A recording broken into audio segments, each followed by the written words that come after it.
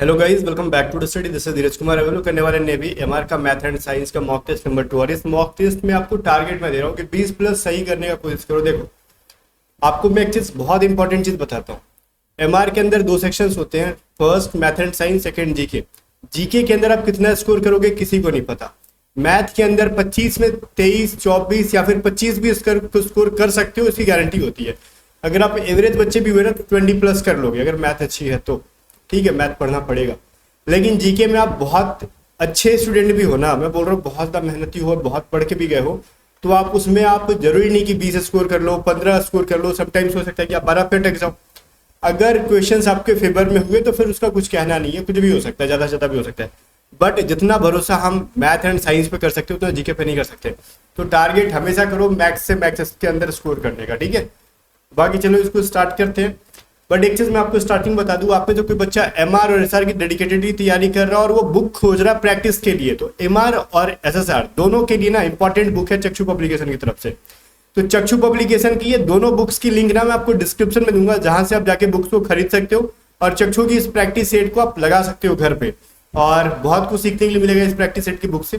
जैसे मैं आपको बताता हूँ एमआर के बुक के अंदर क्या है। एमआर के अंदर देखो पूरे 40 मॉक टेस्ट मिल जाएंगे। एसआर के अंदर आपको 25 मॉक टेस्ट मिलेंगे।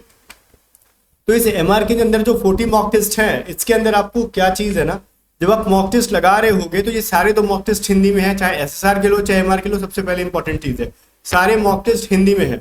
आपको इसके आंसर कीज मिलेंगे, आप आराम से फोन में या फिर कहीं भी, ठीक है, घड़ी में अलार्म लगाओ जितने टाइम का है, 30 मिनट्स का है या फिर एसएसआर का 1 घंटा का है, और एक, ठीक है, अलार्म लगा के आप पूरा टाइम लगा के मॉक टेस्ट दो। फिर आप आंसर की से मैच करो और उसके बाद जो जो डाउट्स रह गए ना क्वेश्चंस के अंदर, चाहे वो जीके हो, चाहे मैथ हो, चाहे साइंस हो, कंप्लीट डिटेल एनालिसिस यहाँ पे कराया गया है, उसका एक्सप्लेनेशन दे रखा गया है। आराम से उसका आप सॉल्यूशन से मिलाओ, क्या गड़बड़ है, क्या आपको नहीं आता है, वहां से सीखो।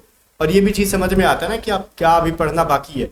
तो इन दोनों बुक्स का लिंक मैं आपको डिस्क्रिप्शन में दे दूंगा, ठीक है। तो दोनों बुक्स को जाके आप खरीद सकते हो।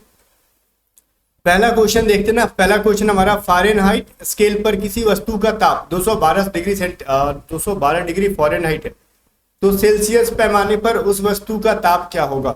गाइस देखो, मैं आपको एक फॉर्मूला बताता हूं जिससे कि आपको फॉरेनहाइट से सेल्सियस और सेल्सियस से फॉरेनहाइट में बदलने की तरकीब मिल जाएगी, ठीक है। वो फॉर्मूला आपको यहाँ पे दिख रहा है। सेंटीग्रेड बराबर होता है 5/9 इंटू F-32। इसका मतलब क्या हो गया, देखो सेंटीग्रेड में आपसे पूछ रहा है तो 5/9 इंटू F-32। अब मेरे को फॉरेनहाइट में दे रखा गया 212, तो सेंटीग्रेड में क्या हो जाएगा भाई, 5/9 करूंगा मैं इंटू 212 - 32। ओके, अब सेंटीग्रेड बराबर क्या हो जाएगा 5/9। अब ये घटा लोगे तो 180 हो जाएगा। तो ये कितना बार में कटेगा, 20 बार में, और सेंटीग्रेड बराबर हो जाएगा 100, ठीक है। तो ऑप्शन नंबर सी हमारा यहाँ पे आंसर है, ठीक है। चलो फिर आगे बढ़ते हैं। सेकेंड क्वेश्चन है कि निकट दृष्टि दोष से पीड़ित व्यक्ति की, जो मान लो किसी को अगर निकट दृष्टि दोष हो रखा गया है ना, उसको किस लेंस का चश्मा बना के देंगे। देखो गाइस, जब भी निकट दृष्टि दोष होता है किसी को, नियर साइटेडनेस होता है, तो उसको हम ऑप्टल लेंस देते हैं, दर्पण नहीं, ऑप्टल लेंस देते हैं, दैट इज कॉनकेव लेंस, ठीक है। अगर किसी को दूर दृष्टि दोष हुई है, लाइक फार साइटेडनेस, तो उसको क्या कहते हैं हम लोग, उत्तल लेंस कहते हैं उसको। देखो, दर्पण और लेंस दोनों रहता है ऑप्शन में, तो जो जो उसमें आके अगर डायरेक्टली आंसर नजर आपका सी पे चला गया होगा ना, और जो उसमें आपने सी आंसर कर दिया होगा, उसके बाद क्या होगा कि एग्जाम वाले ने हमारे साथ धोखा कर दिया। एग्जाम वालों ने धोखा किया, आपने अपने साथ धोखा कर दिया। रीजन क्योंकि आपने ऑप्शंस को देखे नहीं। आजकल ऑप्शंस ऐसे ही कंफ्यूजिंग पेयर में दिए जा रहे हैं, कंफ्यूज करके दिए जा रहे हैं आपको। लाइक ऑर्थल लेंस, ऑर्थल दर्पण दोनों दे देंगे, तो किसी को तो यही डाउट हो जाएगा, खाली वो ऑर्थल रट के बैठा होगा तो लेंस की दर्पण क्या। तो चश्मा जब भी बना रहे हो ना गाइस, तो वो लेंस से बनता है, दर्पण से नहीं बनता। दर्पण का यूज कहाँ पे करोगे, तो आपने गाड़ी के शीशे में देखा होगा, नाई जो होते हैं जहाँ पे बाल बाल काटे जाते हैं, सेविंग्स किए जाते हैं, वहां पे देखा होगा, डॉक्टर के पास, ये सभी चीजें दर्पण होता है। लेंस जब आंखों में यूज कर रहे हैं तो वहां पे दर्पण नहीं लगाओगे, ठीक है। आंख का थोड़े इमेज देखना है खुद को, तो वहां पे लेंस लगाओगे। तो निकट दृष्टि दोष में ऑर्थल, that is option number B, lens.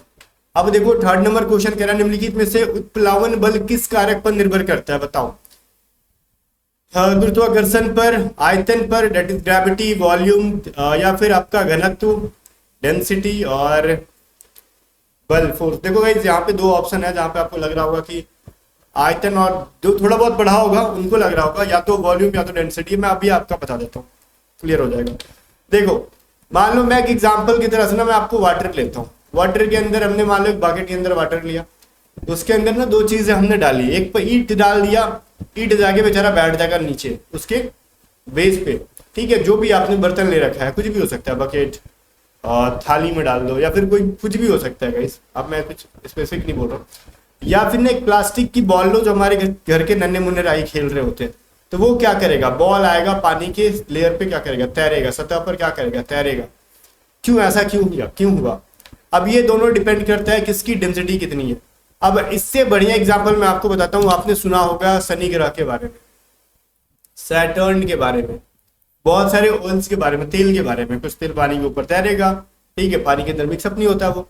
But सबसे बढ़िया एग्जांपल मैं बताता हूँ सैटर्न। आपने अगर साइंस पढ़ी होगी तो, ये तो ज्योग्राफी में भी पढ़ना, फिजिकल ज्योग्राफी के अंदर, तो फिजिक्स के अंदर भी पढ़ना होता है, ठीक है। जो सैटर्न होता है ना, उसकी डेंसिटी इतनी कम होती है भाई, ठीक है, कि अगर उसको पानी में डाल दिया जाए, वैसे तो उठा के किसी समुद्र में डालना पॉसिबल नहीं है, काफी बड़ा प्लेनेट है वो, ठीक है, बट ऐसा माना जाता है। उसकी डेंसिटी इतनी कम है कि किसी पानी के अंदर उसको डालोगे ना तो ही पगला गोल गोल घूमने लगेगा, डूबेगा ही नहीं, ठीक है। जब डूबेगा नहीं तो इसका मतलब क्या है, उसकी डेंसिटी पानी से कम है। अगर किसी चीज में कोई चीज, किसी लिक्विड में कोई ऑब्जेक्ट डूब नहीं रहा है, तो इसका मतलब उस लिक्विड से उस ऑब्जेक्ट की डेंसिटी कम है, तो कंप्लीटली उसके ऊपर तैर रहा है। तो इस तैरने को ही उत्प्लावन कहते हैं। नीचे से जो बल लगता है उसको उत्प्लावक बल कहते हैं, ठीक है। तो ये कंप्लीटली डेंसिटी के ऊपर, मैंने इतने सारे एग्जांपल बताया, अब क्या मैं बोलूं, ठीक है। ऑप्शन नंबर सी इसका सही है। आगे बढ़ते हैं। अब देखो आज शनिवार है और शनि ग्रह को ही डुबा रहे हैं पानी में, शनि ग्रह लग जाएगा अपने पे। आगे देखो पृथ्वी की क्या करना है, बढ़ती गहराई, ठीक है। The value of gravitational acceleration with increasing depth of the earth, क्या हो जाएगा बताओ।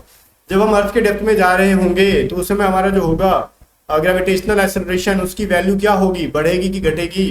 तो गाइज अर्थ के जितनी गहराई में जाओगे, जितना भी डेप्थ में जाओगे, तो आपका जो गुरुत्वीय त्वरण, ग्रेविटेशनल एक्सेलरेशन, वो क्या होगा, डिक्रीज होता है, बढ़ता नहीं है, घटता है। ये चीज फैक्ट है जो कि जानना, फैक्ट क्या है, पढ़ना है फिजिक्स के अंदर, ठीक है। चलो आपको जानना चाहिए ये चीज। नेक्स्ट क्वेश्चन है, कार्य करने की क्षमता को क्या कहते हैं? कहोगे सर कार्य करने की क्षमता को कहते हैं ना कि इंसान का मन करेगा तभी क्षमता रहेगा। भाई ये डेफिनेशन है, ठीक है। एनर्जी का क्या है, डेफिनेशन है। What is ability to work for, ठीक है। तो ये हमारा डेफिनेशन ही है एनर्जी का, तो ऑप्शन डी हमारा सही है। अगर आपने डेफिनेशन पढ़ाओगे तो ठीक है। फेराड किसका यूनिट है, ये चीज बता दो। तो ये धारिता का यूनिट है, ठीक है। कैपेसिटेंस का यूनिट है, इकाई है, तो आपको पता होना चाहिए। पी ब्लॉक में वर्गों की संख्या क्या होती है? आपने देखो चारों ब्लॉक के बारे में सुना है, एसपीडीएफ नहीं सुना?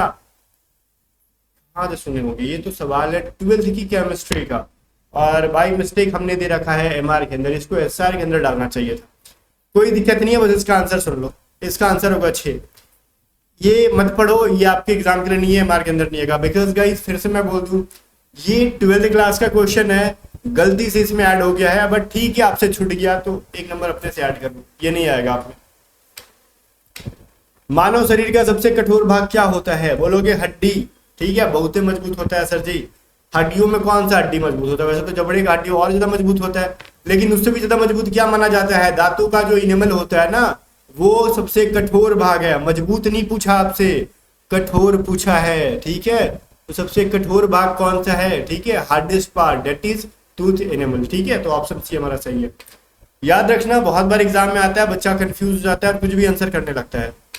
9th नंबर क्वेश्चन देखो, मनुष्य का भार, यदि किसी मनुष्य का भार पृथ्वी पर 600 न्यूटन है, ये कौन है पगला इतना भारी, तब वो चंद्रमा पर उसका भार कितना हो जाएगा? गाइस सबसे पहले चीज समझो, अगर आप अर्थ के ऊपर हो, ठीक है, और मून के ऊपर चले जाते हो, तो आपका जो भी वेट रहेगा ना, अगर मान लो अर्थ पे W है तो मून के ऊपर W/6 हो जाएगा। 6 से आपको डिवाइड कर देना है, 1/6 छठा हिस्सा हो जाता है चंद्रमा पर जाके, ठीक है। बिकॉज वहां पे ग्रेविटेशन नहीं रहती है, तो वहां पे भार जो होता है ना, तो वो बहुत मतलब बहुत क्या, मतलब 1/6 हिस्सा तो बहुत कम ही होगा ना ये चीज। लाइक अगर अर्थ पे 600 न्यूटन है तो आपको सिंपली क्या करना है, 6 से डिवाइड कर देना है, ये अगर अर्थ पे है तो, तो मून पे क्या हो जाएगा, खून हो जाएगा 100 न्यूटन का। आगे देखो ऑप्शन नंबर ए। अगर यही उल्टा पूछ ले तो पूछे कि चंद्रमा पर मून पर 600 न्यूटन है तो पृथ्वी पे क्या आएगा, तो कहोगे उसका भी 6 कर देंगे, नहीं उस सिचुएशन में 6 से गुना कर दो, 3600 3600, सिंपल। आगे बढ़ते हैं। अब बोल रहा है पास्कल इकाई है, पास्कल किसकी इकाई है, तो आपको पता होना चाहिए पास्कल जो है प्रेशर की यूनिट है, दाब की। फिर कह रहा है पदार्थ के संवेग और वेग के अनुपात में कौन सी भौतिक राशि प्राप्त होती है, which physical quantities obtained from the ratio momentum and velocity of matter. अब देखो बहुत सारे ना ऐसे ऐसे लोग मिल रहे हैं ना, कह रहे सर हमने तो 12th में साइंस पढ़ानी है तो फिर एमआर का साइंस कैसे करें। एक बात बताओ, 10th का साइंस का क्या कर रहे थे, 10th की साइंस जब पढ़ाई हो रही थी उस टाइम क्या कर रहे थे, 10th के 9th में 10th में साइंस पढ़ के आए हो ना भाई, वही सब साइंस पूछेगा, जनरल साइंस पूछेगा आपसे, 11th 12th का साइंस नहीं पूछेगा, टेक्निकल साइंस नहीं पूछने वाला आपसे, जनरल साइंस पूछेगा जो हर बच्चा पढ़ना कंपलसरी होता है और हर कोई पढ़ के ही आया होता है। ठीक है, 12th में आर्ट्स लो तो फिर ये बहाना नहीं चलना चाहिए कि हमने 12th में साइंस नहीं लिया, 10th तक पढ़े हो आप और ये सभी चीजें बेसिक सी चीजें हैं। तो ये क्या क्या रहा है, देखो संवेग और वेलोसिटी के बारे में कह रहा है, तो संवेग बराबर p बराबर क्या होता है, mv होता है ना, तो mv बटा में क्या करोगे v, तो v कट जाएगा, बचेगा m, क्या बचा m का मतलब होता है मास। देखो गाइस संवेग बराबर हिंदी में बोलूं क्या होता है, तो बोलोगे सर द्रव्यमान इनटू वेलोसिटी, ठीक है, वेग होता है, मतलब p बराबर क्या होता है भाई, मास इनटू वेलोसिटी होता है। ठीक है, ये चीज होता है आपका, ये फॉर्मूला अगर पता होता तो फिर 9th-10th में पढ़ना था। डी हमारा सही आंसर है। फिर कह रहे हैं ठहरे हुई पानी में नहीं, चलती हुई बस जब अचानक ब्रेक लगाती है, ठीक है, तो उसमें बैठे हुए यात्री आगे की दिशा में गिरते हैं, गांजा वंजा फूक के बैठे होंगे, आपके दिमाग में ये आ रहा होगा, तो इसको किसके द्वारा समझाया जा सकता है। देखो अगर कोई यात्री बैठा है बस के अंदर और ब्रेक लगने पे आगे की तरफ जा रहा है, तो हर बार वो छेड़खानी करने वाला इंसान नहीं होता है और ना ही हर बार उसने पी कर बस में चढ़ गया, ऐसा नहीं होता है। कभी कभी न्यूटन भाई जो सिद्धांत देकर चले गए हैं वो सिद्धांत या फिर जो नियम देकर चले गए वो नियम भी लग जाती है। तो आपको पता है ना, अगर कोई भी ऑब्जेक्ट है जब अगर वो स्थिर है वो स्थिर रहना चाहेगा जब तक कि उस पर बाहरी कोई फोर्स ना लगे। ठीक है, तो आपने जड़त्व का नियम, गति का नियम, ये सब चीजें पढ़े हो कि नहीं पढ़े हो, लॉ ऑफ इनर्शिया पढ़े होगे, उम्मीद है 10th में तो पढ़ाया क्या होगा, तो ये फर्स्ट लॉ के अंदर ही मिल जाता है आपको। फिर देखो निम्नलिखित में से किस ग्रह के सबसे अधिक उपग्रह हैं, बोलोगे सर ये तो फिर गुंडागर्दी हो रहा होता है इसके अंदर, बोलोगे गुंडागर्दी क्यों, ना बृहस्पति ऐसा ग्रह है ना जिसका कुछ फिक्स नहीं है, जब खोजने जाते हैं साइंटिस्ट दबा के जब खोज रहे होते हैं ना तो फिर कोई इसका नया अंडा बच्चा मिल जाता है, मतलब एक नया उपग्रह मिल जाता है। तो ये गजब लेवल का प्लेनेट है, इसका बार बार ना नया नया मून मिलते रह रहा है, सैटेलाइट इसका मिलते जा रहा है। ठीक है, इसका उपग्रह मिलते रह रहा है और फिलहाल इसका अराउंड 95 है। ठीक है, तो ये इजाद कर पाना सही नहीं है, बिकॉज कब बढ़ जाए कब घट जाए, बट अभी के लिए याद रखो अभी फिलहाल जो है ना जुपिटर की कितनी है भाई 95 सैटेलाइट्स हैं, और कहीं कहीं अभी फिलहाल देखोगे तो ये जैसे नासा के साइट पे जाके देखोगे तो वो लोग लिखती है 80 से 95 और कहीं कहीं आपको 95 दिख जाते हैं। इसलिए मैं बोल रहा हूँ एग्जैक्ट वैल्यू मत याद रखो, बस याद रखो कि बृहस्पति सबसे ज्यादा, जुपिटर सबसे ज्यादा मून लेके घूम रहा है भाई। आगे देखो 14th नंबर क्वेश्चन है कि निम्न में से किस ग्रह का घनत्व पानी से कम है तथा पानी में डाल दोगे तो वो तैरेगा। हाँ ये तो बताओ, ये तो मैंने आपको बताया था ना कि सैटर्न है, तो ऑप्शन सी, ये तो शुरू में बता दिया मैंने। फिर है कि विरामावस्था में एक बस 0.1 मीटर पर सेकंड स्क्वायर के त्वरण से एक्सेलरेशन से चलना प्रारंभ करती है तो 2 मिनट बाद इसकी गति क्या होगी। भाई उसकी तो 2 मिनट के बाद जो होगी स्पीड वो होगी, उसके लिए क्या करते हैं एक्सेलरेशन इनटू टाइम कर लेते हैं। तो एक्सेलरेशन हमारा 0.1 है ना, 1.0 नहीं है, 0.1 मीटर पर सेकंड स्क्वायर है ना, तो भाई हमारा टाइम क्या है 2 मिनट। तो मैं बोलूंगा 2 मिनट क्यों सर, जब हमारा एक्सेलरेशन मीटर पर सेकंड स्क्वायर में है तो हमारा टाइम भी सेकंड में होना चाहिए। तो सेकंड में करने के लिए मैंने 2 को 60 से किया मल्टीप्लाई, तो मेरे को मिला 1/10 इंटू 120, तो 0 0 कट गया, हमारा बच गया टाइम जो होगा, स्पीड जो होगा 12 मीटर सेकेंड हो जाएगा पर सेकेंड। ऑप्शन डी हमारा सही है। आगे बढ़ते हैं 16 नंबर क्वेश्चन की तरफ जाएंगे, बट उससे पहले कुछ इन्फॉर्मेशन बताएंगे। देखो अगर आप में से कोई बच्चा नेवी एमआर का ऑनलाइन बेस्ड मॉक टेस्ट ढूंढ रहा है तो मत ढूंढो, क्योंकि मिल गया। एडिटेड स्टडी आपका लिंक डिस्क्रिप्शन में, आपका अपना एप्लीकेशन जहां पे इसकी प्राइस 150 थी ना, अब आपकी अपनी एप्लीकेशन है तो मैंने प्राइस कम करवा दी। अब बोलोगे जब आपकी अपनी तो प्राइस कम कराने वाला मैं कौन होता हूँ? भाई जब मेरा घर है तो मैं खाना खाता हूँ तो चीजों को खरीदता हूँ ना, भले वो मेरा घर है, मेरा खाना है। तो इसी तरीके से अब आपका एप्लीकेशन है तो आपके एप्लीकेशन को चलाने के लिए सर्वर कॉस्ट पे करना होता है ना, बस उतना ही पेमेंट करो। इसकी प्राइस होगी 103 रुपए करीब, ठीक है, टैक्स वगैरह ऐड करके। तो इसमें आपको टोटल 15 मॉक टेस्ट मिलेगा और हर मॉक टेस्ट को आप 3 अटेम्प्ट लगा पाओगे, ठीक है। तो अभी डाउनलोड करो A2Z स्टडी ऐप और मॉक टेस्ट ज्वाइन करो और प्रिपरेशन शुरू करो। अगर मॉक टेस्ट में आपको पेमेंट करने नहीं आ रहा, ज्वाइन करने नहीं आ रहा A2Z स्टडी ऐप पे, तो व्हाट्सएप करके पूछ लो 7279047787 पे। हमारी टीम मेंबर आपको पूरी हेल्प करेगी, ठीक है, और आपको बता दी जाएगी किस तरीके से पेमेंट करना है। अगर आप में से किसी बच्चे का साइंस खराब है, मैथ खराब है, जीके खराब है, अच्छा करना है, तो A2Z स्टडी ऐप के ऊपर एक वागीर बैच है जो कि नेवी MR के लिए है, कंप्लीट रिकॉर्डेड बैच होगी, ठीक है, जिसके अंदर आपको टेस्ट सीरीज भी मिल जाएगी और हमारी PDF भी मिल जाएगी। तो जाओ इस बैच में इनरोल हो जाओ और पढ़ाई करो, टेस्ट सीरीज भी लगाओ और कॉन्सेप्ट क्लासेस भी पढ़ो, प्रिपरेशन 1 नंबर हो जाएगी। अगेन मैं कहूंगा इसकी प्राइस 513 रुपए है। अगर आपको ज्वाइन करने नहीं आ रहा, पेमेंट करने नहीं आ रहा, व्हाट्सअप करके पूछ सकते हो, मैं पढ़ाया हूँ भाई, तो समझ सकते हो, दबा के एकदम टॉप लेवल की मैंने पढ़ाई है उसके अंदर। अब आगे देखो 16 नंबर क्वेश्चन है, A और B मिलकर किसी विशेष कार्य को 4 दिन में पूरा कर सकते हैं। A अकेला जो है ना उसी कार्य को 6 दिन में पूरा कर सकता है, B अकेला उस काम को कितने दिन में पूरा करेगा? भाई जब भी सवाल देना ऐसा A और B मिलकर कितने दिन में कर लेते हैं और A अकेला किसी काम को इतने दिन में कर रहा है, तो B कितने दिन में करेगा, ठीक है। दोनों का एक साथ दे दे और किसी एक का अकेले दे दे, तीसरा का या फिर उसका दूसरा का अकेले निकालना हो, तो फॉर्मूला क्या हो जाएगा? A into B divided by A minus B. तो मान लो A की वैल्यू हमारी क्या है 4 है, B की वैल्यू 6 है, तो इसमें से बड़े वाले वैल्यू में से छोटे वाले को घटाते हैं नीचे, बिकॉज डेज की संख्या जो है ना माइनस में नहीं होती है, ये चीज पता होना चाहिए। तो हमारा हो जाएगा 4 इंटू 6 माइनस बटा में 6 बटा 6 माइनस 2, तो 4 इंटू 6 और मैंने एक चीज गलती की है, 6 माइनस 4 हो गया ना, हमारा A की वैल्यू 4 है तो ये 2 हो जाएगा, तो हो जाएगा 12 डेज। तो ये B भाई जो है ना ये कंप्लीटली 12 डेज के अंदर काम को निपटा रहे होंगे, तो ऑप्शन सी हमारा सही आंसर हो रहा होगा। आगे बढ़ते हैं 17 नंबर क्वेश्चन। फिर ये सिंप्लीफिकेशन का सवाल है। कहोगे सर इतना बड़ा क्वेश्चन है, मैंने क्वेश्चन छोटा है, कैलकुलेशन, और कैलकुलेशन के नाम पे धब्बा। देखो 1107 डिवाइडेड बाई 9 मल्टीप्लाई करेंगे 6 से, प्लस 2 36 कर लो, माइनस 874। अब क्या करना, आपको कुछ नहीं करना, अपने को कैलकुलेशन देखो, मेरे को ना 9 से इसको डिवाइड करने में बोरियत लग रही है, मेरे को लग रहा है सर मजा नहीं आ रहा है, तो मैं क्या करूंगा 3 के टेबल से 3 बार में कटा दूंगा और ये 3 के टेबल से 2 बार में कटा दूंगा, कहानी खत्म। अब 3 के टेबल से कटाने में मजा आएगा, 3 3 9, 3 6 18, 3 9 27। अब इसको मैं जब गुना करूंगा तो 9 दूनी 18, 6 दूनी 12, 1 13, 9 दूनी 18 और 1 19, तो 1938 हो गया मेरा। अब बोलोगे सर ये कुछ महानतम नहीं हो गया, ये बहुत बड़ा वैल्यू नहीं मिल गया, कुछ गलती कर रहे हो आप। तो गलती ये हमने किया ना, यहाँ पे 9 लिख दिया अपने को, हमने कैलकुलेशन में पढ़ा 3 और लिख दिया 9, तो वैल्यू तो उतनी बड़ी आएगी आएगी भाई। अब देखो अब जाके एकदम टॉप लेवल की चीजें यहाँ पे चल रही हैं, ठीक है, कभी कभार हो जाता है फ्लो में। अब इसको अगर हम 3 से गुणा करेंगे तो क्या मिलेगा, 9 दूनी 18, 3 दूनी 9 दूनी 18, ठीक है, 6 दूनी 12 और 1 13, 3 दूनी 6 और 1 7, तो हमारा क्या हो गया भाई 7 3 8। अब ये चीज ठीक है, मैं थोड़ा सा रुक गया इसलिए ना, मेरे को फिर से देख रहा था मैंने इसको कटाया था सही कि नहीं। अब ठीक है, अब ये 2 3 6 माइनस 8 7 4, अब इनको जोड़ोगे तो 6 6 12 13 14, 3 3 6 और 1 7, ये 934 में से अगर हम 874 घटा दे तो 100 हमारा आंसर आ जाएगा, ठीक है। चलो जब एक बार गलती हो जाए ना तो संभल के काम करना चाहिए, जोश में नहीं आना चाहिए, अदरवाइज फिर से गलती हो जाएगी। आगे बढ़ते हैं 3 नंबर क्वेश्चन कह रहे हैं।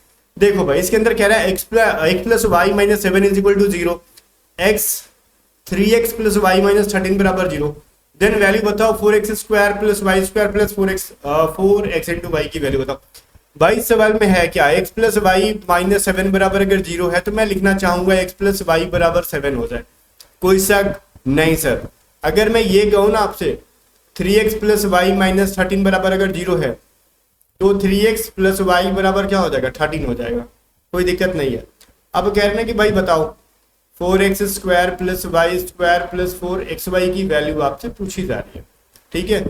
तो इसमें x प्लस वाई की वैल्यू मेरे को 7 लानी है, 3x प्लस वाई की वैल्यू मेरे को 14 लाना है, तो मैं बताओ किन 2 डिजिट्स को ऐड करूंगा तो 7 मिलेगा। बोलोगे सर सिंपल सा एक लॉजिक है, मैं 1 और 5 को ऐड कर दूं तो भी 7 मिल जाएगा, सॉरी 1 और 6 को ऐड कर दूं तो भी 7 मिल जाएगा। तो क्या हम इसके अंदर x की वैल्यू 1 रखेंगे और y की वैल्यू 6 रखेंगे तो हमको 13 मिलेगा, नहीं मिलेगा। देन हम 3 एंड 4 की वैल्यू लेते हैं, तो हम x की वैल्यू 3 लेते हैं और y की वैल्यू 4 लेते हैं। अगर हम ऐड करेंगे तो 7 मिलेगा, और यहाँ पे 3 इंटू 3 करोगे देन 4 करोगे तो 9 4 13, ठीक है, मिल रहा है। मतलब हमारी x बराबर 3 हो गई, y बराबर 4 हो गया। तो हम इस इक्वेशन के अंदर रखेंगे 4 इंटू 3 का स्क्वायर प्लस 4 का स्क्वायर एंड ये क्या 4 इंटू 3 इंटू 4, ठीक है। तो ये हो जाएगा 3 3 9, ठीक है, और 4 से करोगे तो 36 हो जाएगा, 16 हो जाएगा, 16 और 48 हो जाएगा ये। अब इन सबको ऐड कर दो, 6 6 12 और 8 0, 4 5 3 7 5 3 8 2 10, 100 हो जाएगा, ठीक है। इन सबको मैं मिटा देता हूँ, नीचे जो हमने गंदगी फैला रखी है ये सब, ये तो समझ में आ गया कि बस वैल्यू को पुट करके यहाँ पे आंसर लाया गया है। 19 नंबर क्वेश्चन देखो, ये क्या है ना कि अगर x माइनस 1, ठीक है, ये जो है ना इस इक्वेशन का गुणनखंड है, फैक्टर है 4x cube plus 3x square minus 4x plus k का, तो भाई जो चीज फैक्टर होता है ना उसकी वैल्यू 0 के बराबर कर लेते हैं हम लोग। x माइनस 1 बराबर 0, तो x बराबर 1, ठीक है। अब इस इक्वेशन को भी 0 के बराबर करेंगे बिकॉज इसके फैक्टर को हमने 0 के बराबर कर रखा। करोगे 4x cube plus 3x square minus 4x plus k is equal to 0। Then भाई मेरे को x की वैल्यू 1 रखनी है ना, तो मैं रख लूंगा, तो 1 रखने का कोई मतलब नहीं बनता, मेरे को डिजिट उठ के आ जाएंगे, ठीक है। 4 plus 3 minus 4 plus k is equal to 0, plus 4 minus 4 cut जाएगा, k is equal to minus 3 बचेगा। तो ऑप्शन नंबर हमारा सी। अच्छा, इसका आंसर हिडन नहीं हुआ, हाइड नहीं हो पाया था शायद, या सामने दिख रहा था आपको, कोई दिक्कत नहीं है। सॉल्यूशन अगर आपने किया होगा, सॉल्व करके अपनी दम पे लाए होगे तो ठीक है, अदरवाइज आप चोर हो अगर आपने बिना सॉल्यूशन किया आंसर देख के आंसर कर दिया तो। 20 नंबर क्वेश्चन देखो, रीचा और सैली की आयु जो है ना क्रमशः अनुपात, इनका रेशियो जो दे रखा है इसका 5:8 है। अब इसको रीचा की R और सैली की S, इनका रेशियो है 5:8, ठीक है। अब 10 साल के बाद उनकी आयु का रेशियो जो है ना 7:10 हो जाएगा, 7:10 मान लो। अब इनको हम क्या करते हैं भाई, तो सैली की प्रेजेंट पूछ रहा है आपसे, तो मान लेते ना सैली का क्या है प्रेजेंट 8x है, तो x की वैल्यू कैसे निकालते हैं भाई। x की वैल्यू देखो, इसको एक तरीका और है, बेसिक मेथड, मैं शॉर्टकट यूज कर रहा हूँ बट आपको बेसिक बता देता हूँ, आप ट्राई करना। मान लेना क्या नाम है, रीचा का 5x सैली का 8x, दोनों में 10 ईयर्स ऐड कर दोगे, आंसर विल बी 7/10, ठीक है। तो इसको क्रॉस मल्टीप्लाई करोगे, x की जो वैल्यू आएगी आपको 8x के साथ मल्टीप्लाई करना होगा, बट हमारे पास उतना फुर्सत है नहीं कितना लेंदी प्रोसेस फॉलो करें, ठीक है। हम थोड़ा बिजी पर्सन है, हम और आप दोनों, तो हम थोड़े से कामचोर टाइप के इंसान है। तो हम क्रॉस मल्टीप्लाई करेंगे, ये हो जाएगा 56, ये हो जाएगा 50। अब देखो x इज इक्वल टू क्या हो जाता है, जो 10 साल दे रखा है ना, कॉमन वैल्यू मेरे को ऐड करना है, वो ऊपर मल्टीप्लाई, जो सेकंड रेशियो जो है ना, सेकंड रेशियो का डिफरेंस क्या है 3 है, तो मैंने 3 रखा, ठीक है। अब नीचे वाले रेशियो का डिफरेंस 6 है, तो मैंने नीचे 6 लिखा, तो ये 3 2 कट गया और ये 2 से 5 बार में x बराबर मेरा 5 आ गया। तो हमारा सैली क्या हो गई, अभी हमारी सैली नहीं है, जिसकी है उसकी है, तो ए हमारा आंसर है 40, ठीक है। चलो ए इसका सही आंसर है। 21 देखो, कह रहा है एडी जो है ना एक ट्राइंगल एबीसी की माध्यिका है, मीडियन है, तो मीडियन क्या होता है समझ में आता है, तो मैं पहले मीडियन बताता हूँ। कोई भी अगर एक, ये जो ट्राइंगल नहीं हो सकता भाई, कलंक है, देखो जो ट्राइंगल के नाम पे इसको इस तरीके से बनाते हैं, ऐसे ऐसे ऐसे, ठीक है। ये हमारा एबीसी हो गया ना ये। अगर मैं इसको मीडियन खींच दूं, ध्यान से सुनना, जब मैंने बोला ना कोई मीडियन खींच दो इसके ऊपर, एडी नाम का एक मीडियन खींच दिया, तो इसका मतलब क्या, ये जो पहले से बीसी बेस था ना हमारा, बेबी को जो बेस पसंद है वो वाला बेस बीसी जो था ना, मीडियन हमेशा उसको 2 इक्वल पार्ट्स में डिवाइड कर रहा होता है, बांट रहा होता है, तो इसका मतलब बीडी हमारा बराबर हो गया सीडी के, ओके। तो ये कॉन्सेप्ट है, समझो। खैर इसका कुछ यूज है नहीं हमारा इस क्वेश्चन के अंदर, बट कॉन्सेप्ट समझना होगा, मीडियन का मतलब क्या होता है। और अब कह रहा है इस प्रकार केंद्रक है कि AO बराबर 10 सेंटीमीटर।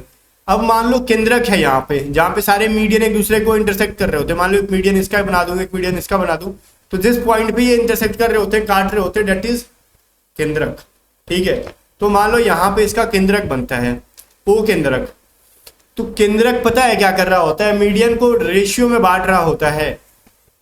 एडी को क्या करेगा ना, वो केंद्रक क्या करेगा, 2 पार्ट में बांट रहा है, एओ एंड ओडी, जो कि 2:1 में बट रहा होता है। केंद्रक जो बांट रहा होता है मीडियन को, ये जो केंद्रक है ना, इसको रेशियो में बांट रहा है, 2:1 में बटता है।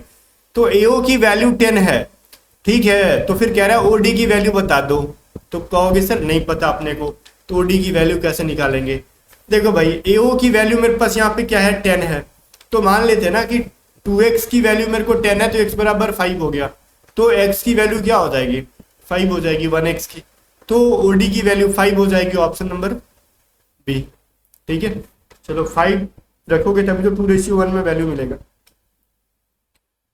अब कह रहे हैं tan 28 इंटू tan 62 की वैल्यू बताओ। भाई देखो, tan 28 इंटू tan 62 दे रखा है ना आपसे, तो फिर पूछ रहे हैं इसकी वैल्यू बताओ। देखो गाइस, यहाँ पे ट्राइगोनोमेट्री का एक फॉर्मूला होता है, tan θ1 इंटू tan θ2 हो जब भी सवाल में, और अपने को एक लॉजिक समझना, tan θ1 प्लस θ2 की वैल्यू अगर देखने से लग रही है कि 90 डिग्री है ना, तो इस इक्वेशन की वैल्यू 1 हो जाती है। तो क्या मेरे को 28, ध्यान से सुना, इसके अंदर जो है 28 और 62 को ऐड करेंगे अगर हम, तो इसकी वैल्यू 90 आ जाएगी। बोलोगे एकदम आराम से आ जाएगी सर, इसमें कोई डाउट ही नहीं है। तो इस इक्वेशन की वैल्यू 1 हो जाएगी, इसमें भी कोई डाउट नहीं है। ठीक है, ऑप्शन ए हमारा सही है, सॉरी ऑप्शन बी हमारा सही है। ओके, आगे आगे बढ़ते हैं फिर इसके लिए। चलो, अब क्या रहा है ना यहाँ पे देखो, यदि मूलधन और उस पर एक वर्ष के ब्याज के बाद मिश्र धन का रेशियो 10:12 हो जाता है, तो वार्षिक ब्याज की दर कितनी है? भाई इस क्वेश्चन को आराम से पढ़ो और जल्दी सॉल्व करो। क्यों? क्योंकि बहुत ईजी है। अब कह रहा है इसके प्रिंसिपल डेट इज मूलधन एंड अमाउंट मतलब मिश्र धन, दोनों का रेशियो है 10:12। तो भाई इसका मतलब समझ में आया क्या हुआ? यहाँ पे हमने 10 रुपए खर्चे और हमने बना लिए पूरे कंपनी में 12 रुपए। तो मेरे को प्रॉफिट क्या हुआ 2 रुपीज का। 2 रुपीज हमारा क्या है, क्या कहते हैं उसको, इंटरेस्ट को, ब्याज है हमारा। ठीक है, ये आई है। तो मतलब 2 रुपए में प्रॉफिट हुए, 2 रुपए मेरे को ब्याज के तौर पे मिले। तो सिंपल इंटरेस्ट का फॉर्मूला होता है ना, PRT/100 इज इक्वल टू आई। तो मेरे को टी की वैल्यू दे रखा है 1 साल, 1 साल। आर की वैल्यू नहीं पता, तो बताओ क्या रेट ऑफ इंटरेस्ट होगा। तो मान लो पी हमारा 10 है और रेट ऑफ इंटरेस्ट पता नहीं है, टाइम 1 साल का है 100, और हमारा जो इंटरेस्ट मिला वो 2 रुपए का मिला। तो 0 कट गया, तो रेट ऑफ इंटरेस्ट क्या मिला है, 20 मिल गया। तो 20% जो है ना, ये रेट ऑफ इंटरेस्ट है हमारा। चलो फिर आगे बढ़ते हैं। फिर कह रहा है ए एक काम को 10 दिन में पूरा कर रहा होगा, बी 15 दिन में कर सकता है, तो दोनों मिलकर क्या कर रहा है, 2 दिन काम किया, बाद में ये काम छोड़ के चला गया, तो बी अकेला उस काम को कितने दिन में करेगा। भाई इसके लिए एक फॉर्मूला बताया था ना, 1 माइनस जो काम कर रहा है ये बटा में उसका डेज इंटू जो लास्ट तक कर रहा है वो। तो बी ने टोटल कितने दिन काम किया यहां से निकल जाएगा। लेकिन पूछ रहा है बी अकेला उस काम को कितने दिन करेगा, तो यहां से तो निकलेगा कि बी ने टोटल काम कितने दिन में किया। तो बी ने भाई 2 घटा लो, बिकॉज 2 दिन तो उसने साथ में किया, तो उसकी वैल्यू आ जाएगी। तो देखो 1 माइनस 2 दिन ये करके भागता है और 10 दिन में कर सकता है, बी 15 दिन में काम खत्म कर सकता है। तो ये मिल जाएगा मेरे को 5, 1/5। तो इसको सॉल्व करोगे 4/5 मिलेगा, 15, तो 5 3 जा। तो बी कंप्लीट काम 12 दिन में करेगा, लेकिन अकेले कितना दिन में करेगा, एलोन कितने दिन में करेगा बी। तो भाई 12 में से 2 घटा लो, बिकॉज 10 डेज, बिकॉज 2 दिन तो उसमें से 2 ए के साथ में कर रखा है ना उसने। तो अकेला उसने कितने दिन में खत्म किया, 10 डेज के अंदर। Option number C. Last question है, बट बड़ा प्यारा सवाल है। अगर दिमाग लगाओगे तो 3 सेकंड के अंदर बनेगा, दिमाग नहीं लगाओगे तो 30 सेकंड में भी नहीं बनेगा। इसका हल करो, इसको सॉल्व करो। कैसे करोगे, देखो भाई, ये यहाँ है, ये जो वैल्यू है उसके बाद एक प्लस का साइन है, इसके बाद देखो मल्टीप्लाई मल्टीप्लाई मल्टीप्लाई मल्टीप्लाई, ठीक है, और लास्ट में 0 दे रखा है। मतलब मल्टीप्लाई करोगे इस वैल्यू को 0 से, तो इसकी वैल्यू 0 आ जाएगी। क्लियर है ना। तो 298.5 ऐसा लगता है ना कि हम लोग कुछ एफएम के चैनल का प्रमोशन कर रहे हैं। 98.5 298.5 ऐसा करके नहीं आता था, रेड एफएम, ठीक है, और वगैरह वगैरह। इसमें अगर 0 ऐड करोगे तो उसकी वैल्यू वही आ जाएगी 298.5। ऑप्शन नंबर हमारा सी है। ठीक है, 25 हमने कर दिया यहाँ पे खत्म। और जाने से पहले याद दिला दूं, आपके दिमाग के अंदर जो बैठा है ना कि मॉक टेस्ट के बारे में, तो लगाओ, A to Z study app पे लगाओ। मैं इस चीज की गारंटी देता हूँ ना कि इस बैच से मॉक टेस्ट लगाओ, आपके एग्जाम ओरिएंटेड होगे। और हमने तो अभी ऑफर दे रखा है, ये 150 प्राइस नहीं है, जस्ट 103 है, बिकॉज आपका अपना एप्लीकेशन है। ठीक है, और बैचेस से आपको जो लगे, जिसकी जरूरत है ज्वाइन करो, प्रिपरेशन करो। मिलते हैं नेक्स्ट वीडियो में, तब तक के लिए बाय बाय, और वीडियो को लाइक भी करो।